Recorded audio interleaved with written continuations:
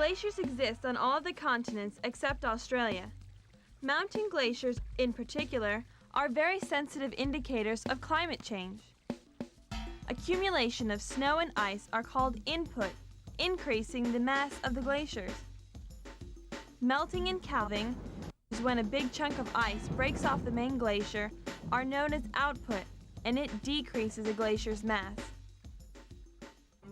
Many things affect the balance between input and output. For example, temperature, precipitation, humidity, wind speed, slope, and reflectivity are all factors that can affect this balance. So, as climate changes, the relationship between input and output also changes. This can alter the thickness of the glacier and its advance or retreat. But most glaciers are more sensitive to air temperature than anything else. You've heard of global warming.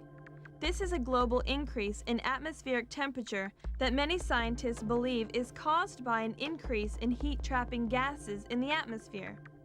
These gases are sometimes called greenhouse gases because they trap heat in the atmosphere, just like the glass in a greenhouse keeps the heat inside the greenhouse from escaping. Some of this increase in greenhouse gases is probably natural, but some human activities seem to be enhancing the effect. For instance, through fossil fuel use, an increase in the release of heat-trapping gases could lead to global warming, which in turn could lead to glacial melting, and there is evidence of melting. Data suggests that since 1850, some alpine glaciers have lost between 30 to 40% of their surface area and about 50% of their volume. Similar findings have been reported in other glaciers around the world. Global compilations show that sea level has risen about 1/10 of an inch per year. That may not sound like a lot, but by the year 2100, sea level may rise by almost 2 feet if this warming trend continues.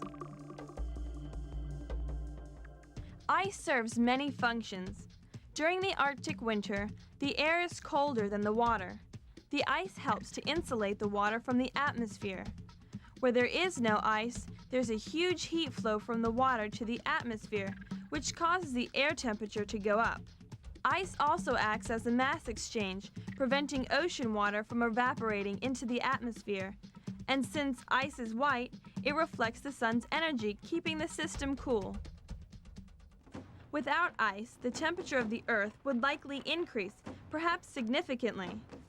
Even a rise of 2 to 4 degrees Fahrenheit could have a profound effect.